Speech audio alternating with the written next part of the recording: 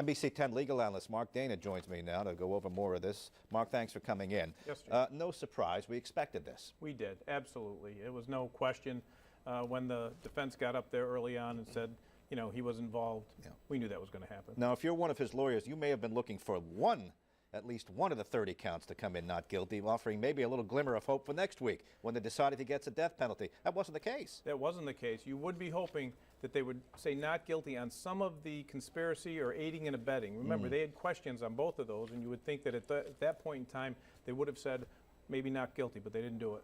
All right. Now we have some video of the bombing here. Remind us, almost 2 years coming up a little later this month. Yeah.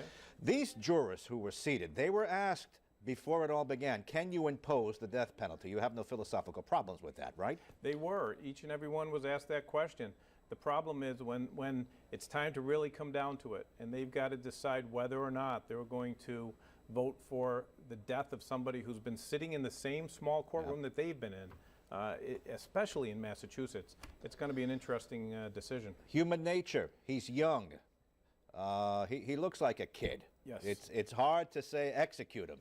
But the federal statute is specific. There are aggravating circumstances.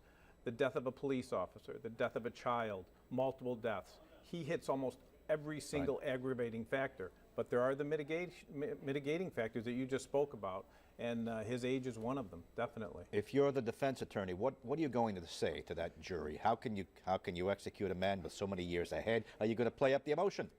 There's two things that the defense attorney can do. She can say, don't allow him to be the martyr. In other words, if you recall, in this instance, this individual wants to die, so he indicated in the vote.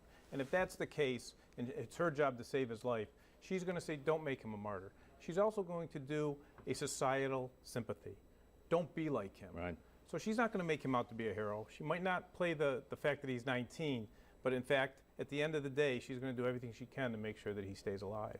And the prosecutor was going to say he's a cute killer. That's we exactly. all remember what he done, what he admits to. That's right, and they did that even in the case in chief. Yeah. They brought out all of the factors, including the death of an 8-year-old boy.